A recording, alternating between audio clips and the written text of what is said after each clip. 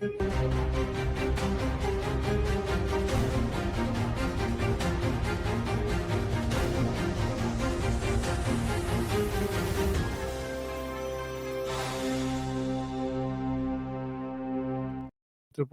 Update California ਦੇ ਵਿੱਚ ਮੈਂ ਰਾਜ ਕਨਵੀਰ ਸਿੰਘ ਜੁੜ ਚੁੱਕੇ ਨੇ ਹਰਜੋਤ ਸਿੰਘ ਖਾਲਸਾ ਜੀ ਆਇਆਂ ਨੂੰ ਸਵਾਗਤ ਹੈ ਜੀ। ਸਤਿ ਸ਼੍ਰੀ ਅਕਾਲ। ਸਤਿ ਸ਼੍ਰੀ ਅਕਾਲ, ਧੰਨਵਾਦ ਜੀ ਆਇਆਂ ਨੂੰ। ਪੰਜਾਬੀ ਰੇਡੀਓ ਯੂਐਸਏ ਦੇ ਜਿੰਨੇ ਵੀ ਸਰੋਤੇ ਸਾਡੇ ਸਾਰੇ ਹੀ ਏਐਮ ਸਟੇਸ਼ਨਸ, ਐਫਐਮ ਸਟੇਸ਼ਨਸ, ਘਰਾਂ ਦੇ ਵਿੱਚ ਰੇਡੀਓ ਸੈਟਸ ਦੇ ਰਾਹੀਂ, ਟੈਲੀਫੋਨ ਦੇ ਰਾਹੀਂ, ਫੇਸਬੁੱਕ, ਯੂਟਿਊਬ ਤੇ ਲਾਈਵ ਦੇਖ ਰਹੇ ਹੋ, ਸੁਣ ਰਹੇ ਹੋ, ਸਾਰਿਆਂ ਨੂੰ ਜੀ ਆਇਆਂ ਨੂੰ ਤੇ ਬਹੁਤ ਹੀ ਪਿਆਰ ਤੇ ਸਤਿਕਾਰ ਭਰੀ ਸਤਿ ਸ਼੍ਰੀ ਅਕਾਲ। ਸਰੋਤਿਓ, ਅੱਜ ਅਕਤੂਬਰ ਦੀ 2 ਤਰੀਕ ਆ, ਦਿਨ ਵੀਰਵਾਰ ਆ, ਤੇ ਤੁਹਾਡੇ ਲਈ ਸ਼ਾਮ ਦਾ ਅਪਡੇਟ ਕੈਲੀਫੋਰਨੀਆ ਪ੍ਰੋਗਰਾਮ ਲੈ ਕੇ ਹਾਜ਼ਰ ਹੋਏ ਆ। ਪ੍ਰੋਗਰਾਮ ਨੂੰ ਸਪਾਂਸਰ ਕਰਦੇ ਨੇ ਖਾਲਸਾ ਇੰਸ਼ੋਰੈਂਸ ਏਜੰਸੀ, ਜਿਨ੍ਹਾਂ ਦੇ ਕੋਲੋਂ ਹਰ ਇੱਕ ਤਰੀਕੇ ਦੀ ਇੰਸ਼ੋਰੈਂਸ ਕਰਵਾ ਸਕਦੇ ਹੋ। ਇੰਸ਼ੋਰੈਂਸ ਬਾਰੇ ਪਤਾ ਕਰਨ ਲਈ ਕਾਲ 408-272-2500। ਟਿਰਕੇਨਾ ਇਮੀਗ੍ਰੇਸ਼ਨ ਲਾ ਫਰਮ, ਯੂਐਸ ਇਮੀਗ੍ਰੇਸ਼ਨ ਦਾ ਹੋਵੇ ਕਿਸੇ ਵੀ ਤਰੀਕੇ ਦਾ ਕੰਮ, ਕਾਲ ਅਟਰਨੀ ਜੇ ਟਿਰਕੇਨਾ 415-909-0503 ਦੇ ਉੱਤੇ।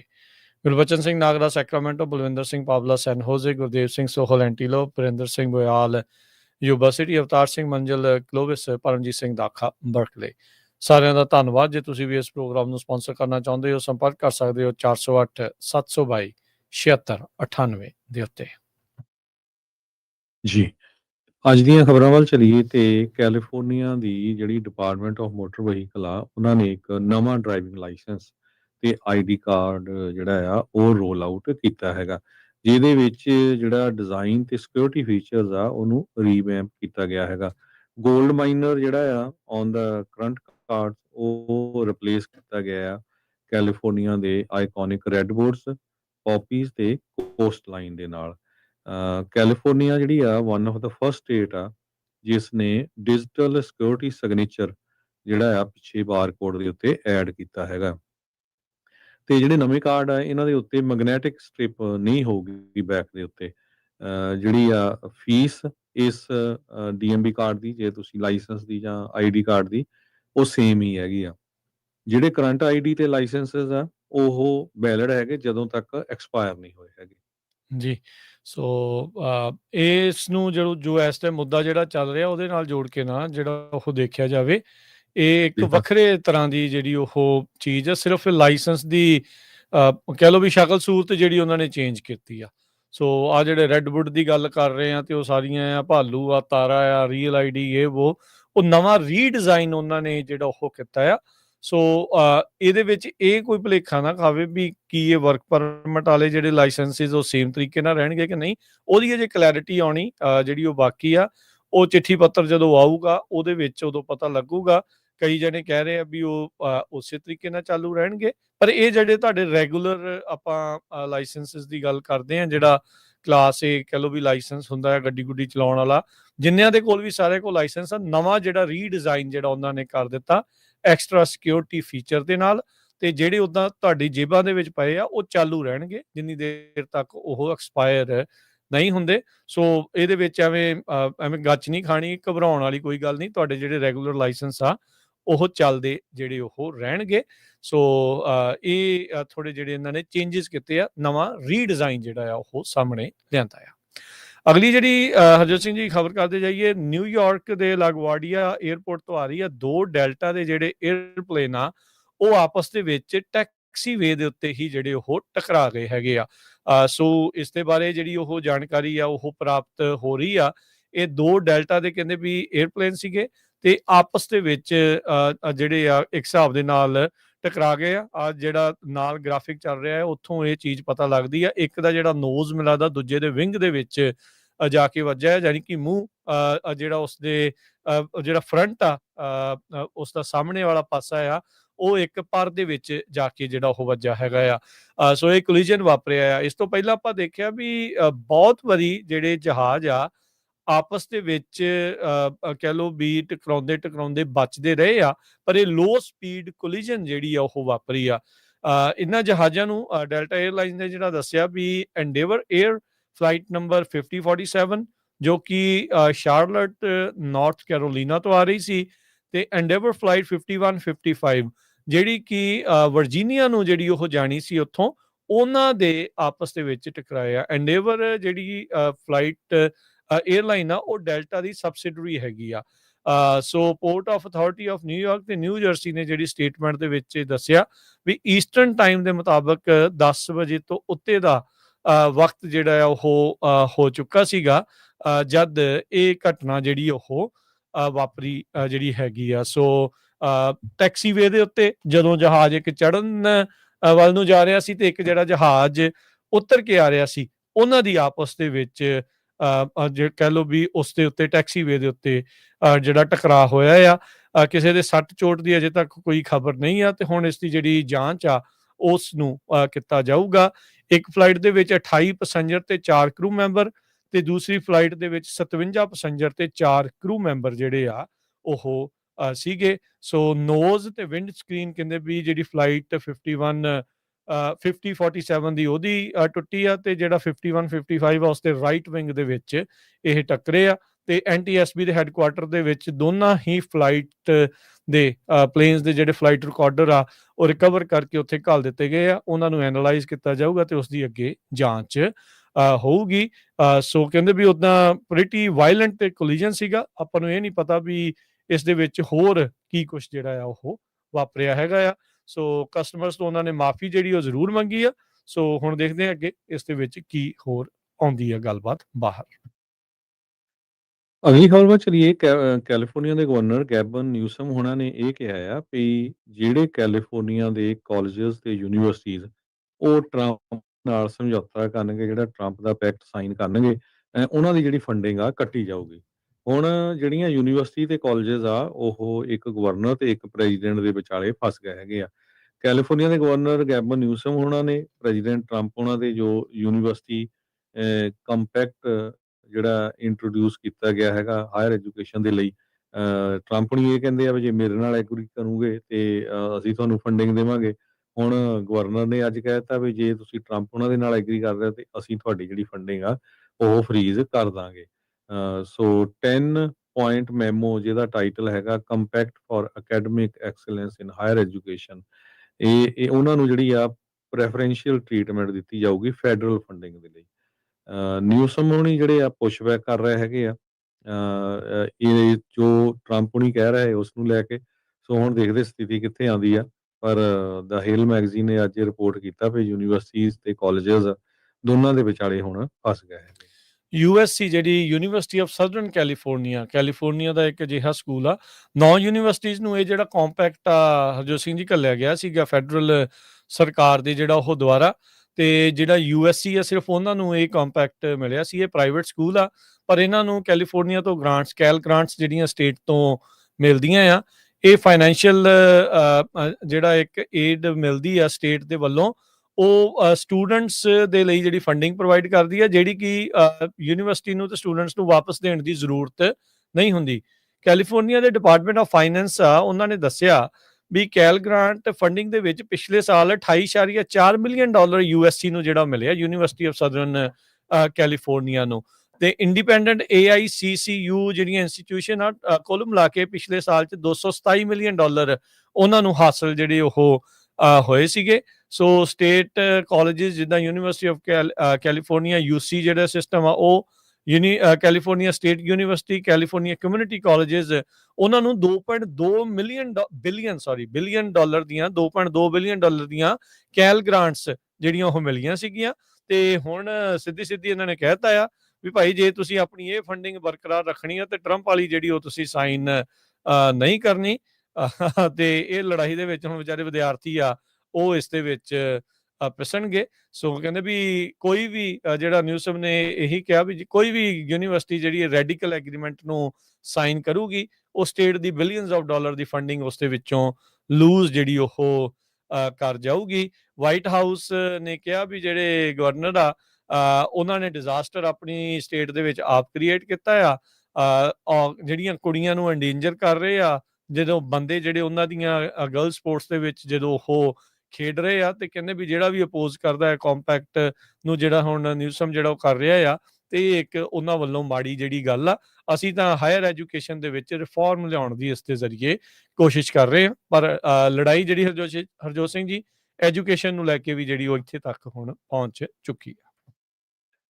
ਕੈਲੀਫੋਰਨੀਆ ਦੇ ਵਿੱਚ ਬਹੁਤ ਸਾਰੇ ਲੋਕ ਜਿਨ੍ਹਾਂ ਦੇ ਘਰਾਂ ਦੀ ਇੰਸ਼ੋਰੈਂਸ ਕੰਪਨੀਆਂ ਨਹੀਂ ਕਰਦੀਆਂ ਤੇ ਉਹ ਫਿਰ ਕੈਲੀਫੋਰਨੀਆ ਫੇਅਰ ਪਲਾਨ ਦੇ ਅੰਡਰ ਜੋ ਆ ਇੰਸ਼ੋਰੈਂਸ ਕਰਾਉਂਦੇ ਹੈਗੇ ਆ। ਉਹਦਾ ਹੁਣ ਇਹ ਆ ਰਹੀ ਹੈ ਖਬਰ, ਸੈਨ ਫਰਾਂਸਿਸਕੋ ਕ੍ਰੋਨਿਕਲ ਰਿਪੋਰਟ ਕਰ ਰਿਹਾ ਵੀ 35.8% ਰੇਟ ਆਉਣ ਵਾਲੇ ਸਪਰਿੰਗ ਦੇ ਵਿੱਚ ਉਹਨਾਂ ਲੋਕਾਂ ਦੇ ਇਨਕਰੀਜ਼ ਹੋ ਜਾਣਗੇ। ਕਈਆਂ ਦੇ ਤਾਂ ਕਹਿੰਦੇ 300% ਤੱਕ ਵੀ ਜਿਹੜਾ ਇਨਕਰੀਜ਼ ਹੋ ਸਕਦੇ ਹੈਗੇ ਆ। ਇਹ ਨਵਾਂ ਮਾਡਲ ਜਿਹੜਾ ਡਿਪਾਰਟਮੈਂਟ ਆਫ ਇੰਸ਼ੋਰੈਂਸ ਵੱਲੋਂ ਕ੍ਰੀਏਟ ਕੀਤਾ ਗਿਆ ਹੈਗਾ ਵੀ ਕਿਸ ਤਰ੍ਹਾਂ ਜਿਹੜੀਆਂ ਹਾਈ ਫਾਇਰ ਹੈਜ਼ਰਡ ਏਰੀਆ ਆ ਉੱਥੇ ਲੋਕਾਂ ਨੂੰ ਇੰਸ਼ੋਰੈਂਸ ਦਿੱਤੀ ਜਾਵੇ। ਕੁਝ ਕੁ ਕੰਪਨੀਆਂ ਵਾਪਸ ਜ਼ਰੂਰ ਆਈਆਂ ਪਰ ਓਵਰਆਲ ਜੇ ਦੇਖਿਆ ਜਾਵੇ ਪਿਛਲੇ 2-3 ਸਾਲਾਂ ਦੇ ਵਿੱਚ ਇੰਸ਼ੋਰੈਂਸ ਦੇ ਰੇਟਸ ਬਹੁਤ ਜ਼ਿਆਦਾ ਡਬਲ ਟ੍ਰਿਪਲ ਤੱਕ ਜਿਹੜੇ ਆ ਹੋ ਗਏ। ਜੀ, ਬਿਲਕੁਲ। ਜਿਹੜਾ ਟਰੰਪ ਪ੍ਰਸ਼ਾਸਨ ਆ ਉਹ ਕਹਿੰਦੇ ਵੀ ਇਸ ਟਾਈਮ ਇਹ ਕਹਿ ਰਹੇ ਆ ਵੀ ਜਿਹੜੇ ਗਵਰਨਮੈਂਟ ਸ਼ਟਡਾਊਨ ਦੇ ਦਰਮਿਆਨ ਉਹ ਕਹਿੰਦੇ ਵੀ ਜਿਹੜੇ ਕੁਛ ਡੈਮੋਕ੍ਰੇਟ ਏਜੰਸੀਜ਼ ਸਰਕਾਰ ਦੇ ਮਹਿਕਮਿਆਂ ਦੇ ਅਧੀਨ ਜਿਹੜੀਆਂ ਜਿਸ ਹਿਸਾਬ ਦੇ ਨਾਲ ਚੱਲ ਰਹੀਆਂ, ਕੁਛ ਇਹ ਮਹਿਕਮਿਆਂ ਨੂੰ ਗਵਰਨਮੈਂਟ ਏਜੰਸੀ ਡੈਮੋਕ੍ਰੇਟ ਏਜੰਸੀਜ਼ ਦੇ ਤੌਰ ਦੇ ਉੱਤੇ ਦੇਖਦੇ ਆ। ਕਹਿੰਦੇ ਵੀ ਉਹਨਾਂ ਨੂੰ ਹੀ ਜਿਹੜਾ ਆ ਉਹ ਬੰਦ ਕੀਤਾ ਜਾ ਸਕਦਾ ਹੈ ਜਾਂ ਉਸ ਦੇ ਵਿੱਚ ਵੱਡੀਆਂ ਕਟੌਤੀਆਂ ਹੋ ਸਕਦੀਆਂ ਆ। 1981 ਤੋਂ ਬਾਅਦ ਚ ਹੁਣ ਇਹ 15ਵੀਂ ਵਾਰ ਜਿਹੜੀ ਗਵਰਨਮੈਂਟ ਸ਼ਟਡਾਊਨ ਅਮਰੀਕਾ ਦੇ ਵਿੱਚ ਹੋ ਚੁੱਕੀ ਹੈਗੀ ਆ। ਫੈਡਰਲ ਟ੍ਰਾਂਜ਼ਿਟ ਤੇ ਗ੍ਰੀਨ ਐਨਰਜੀ ਫੰਡਿੰਗ ਆ ਉਸ ਨੂੰ ਟਰੰਪ ਹੋਣਾ ਨੇ ਆਲਰੇਡੀ ਜਿਹੜੀ ਬਿਲੀਅਨਸ ਆਫ ਡਾਲਰ ਦੇ ਵਿੱਚ ਆ ਉਸ ਨੂੰ ਰੋਕ ਦਿੱਤਾ ਹੈਗਾ ਆ। ਟਰੰਪ ਹੋਣਾ ਨੇ ਸੋਸ਼ਲ ਮੀਡੀਆ ਜਿਹੜੇ ਪੋਸਟ ਦੇ ਵਿੱਚ ਕਿਹਾ ਵੀ ਕਹਿੰਦੇ ਵੀ ਮੈਨੂੰ ਯਕੀਨ ਨਹੀਂ ਆ ਰਿਹਾ ਵੀ ਰੈਡੀਕਲ ਲੈਫਟ ਡੈਮੋਕ੍ਰੇਟਸ ਨੇ ਮੈਨੂੰ ਇੰਨੀ ਵਧੀਆ ਜਿਹੜੀ ਓਪਰਚੁਨਿਟੀ ਇੱਕ ਮੌਕਾ ਜਿਹੜਾ ਆ ਉਹ ਦੇ ਦਿੱਤਾ ਹੈ। 7.5 ਲੱਖ ਜਿਹੜੇ ਫੈਡਰਲ ਵਰਕਰਸ ਆ ਉਹਨਾਂ ਨੂੰ ਫਰਲੋ ਕੀਤਾ ਗਿਆ ਆ ਤੇ ਉਹਨਾਂ ਦੇ ਵਿੱਚੋਂ ਕਹਿੰਦੇ ਵੀ ਕਈਆਂ ਦੀ ਹੁਣ ਪੱਕੀ ਛੁੱਟੀ ਵੱਲ ਨੂੰ ਗੱਲ ਜਿਹੜੀ ਉਹ ਵੱਧ ਸਕਦੀ ਹੈਗੀ ਆ। ਸੋ ਕਹਿੰਦੇ ਵੀ ਘੱਟੋ ਘੱਟ ਕੱਲ ਤੱਕ ਤਾਂ ਇਹ ਸ਼ਟਡਾਊਨ ਜਿਹੜਾ ਉਹ ਜਾਰੀ ਰਹਿਣਾ ਆ। ਦੋਨੋਂ ਹੀ ਪਾਰਟੀਆਂ ਦੋਨੋਂ ਹੀ ਧਿਰਾਂ ਇੱਕ ਦੂਜੇ ਦੇ ਉੱਤੇ ਤਹਿਮਤ ਲਾ ਰਹੀਆਂ ਆ ਵੀ ਇਹਨਾਂ ਦੇ ਕਰਕੇ ਜਿਹੜੀ ਫੰਡਿੰਗ ਆ ਉਹ ਬੰਦ ਹੋਈ ਆ। ਜਿਹੜੇ ਟਰੰਪ ਪ੍ਰਸ਼ਾਸਨ ਨੇ ਤਾਂ ਬਹੁਤ ਸਾਰੀਆਂ ਜਿਹੜੀਆਂ ਸਰਕਾਰੀ ਏਜੰਸੀਜ਼ ਦੀ ਵੈਬਸਾਈਟਸ ਦੇ ਵਿੱਚ ਇਹ ਜਿਹੜੇ ਮੈਸੇਜ ਆ ਪੌਪ-ਅਪ ਮੈਸੇਜ ਵੀ ਜਿਹੜੇ ਆ ਉਹ ਸਿੱਧਾ ਡੈਮੋਕ੍ਰੇਟਸ ਨੂੰ ਭੰਡਦੇ ਹੋਏ ਜਿਹੜੇ ਉੱਥੇ ਪੇਸ਼ ਜਿਹੜੇ ਉਹ ਹੋ ਰਹੇ ਆ। ਤੇ ਹੁਣ ਕਹਿੰਦੇ ਵੀ ਇਹ ਹੁਣ ਕੋਸ਼ਿਸ਼ ਕਰ ਰਹੇ ਆ ਜਿਨ੍ਹਾਂ ਨੂੰ ਇਹ ਆਪ ਅੰਦਰ ਖਾਤੇ ਮੰਨਦੇ ਆ ਵੀ ਇਹ ਡੈਮੋਕ੍ਰੇਟ ਏਜੰਸੀਜ਼ ਆ, ਡੈਮੋਕ੍ਰੇਟ ਜਿਹੜੀ ਪਾਰਟੀ ਦੇ ਵੱਲ ਲੀਨਿੰਗ ਆ ਜਾਂ ਲਿਬਰਲ ਵਿਚਾਰਧਾਰਾ ਵਾਲੀਆਂ ਵੀ ਉਹਨਾਂ ਨੂੰ ਹੁਣ ਅਸੀਂ ਪੱਕਿਆਂ ਇਸ ਸ਼ਟਡਾਊਨ ਦੇ ਵਿੱਚ ਬੰਦ ਕਰ ਸਕਦੇ ਹਾਂ।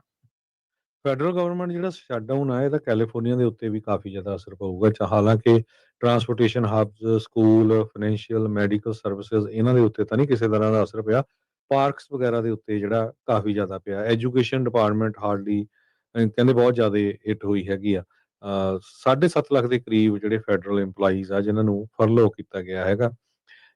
400 ਮਿਲੀਅਨ ਡਾਲਰ ਇਹ ਕਾਸਟ ਕਰਦਾ ਹੈਗਾ। ਏਅਰਪੋਰਟ ਤੇ ਟਰਾਂਸਪੋਰਟੇਸ਼ਨ ਓਪਨ ਹੈਗੇ ਆ। FAA ਨੇ ਇਹ ਕਿਹਾ ਆ ਵੀ 11,000 ਦੇ ਕਰੀਬ ਜਿਹੜੇ EMPLOYEES ਆ ਉਹਨਾਂ ਨੂੰ ਫਰਲੋ ਕੀਤਾ ਜਾਊਗਾ ਅਕੋਰਡਿੰਗ ਟੂ ਰਿਊਟਰਸ।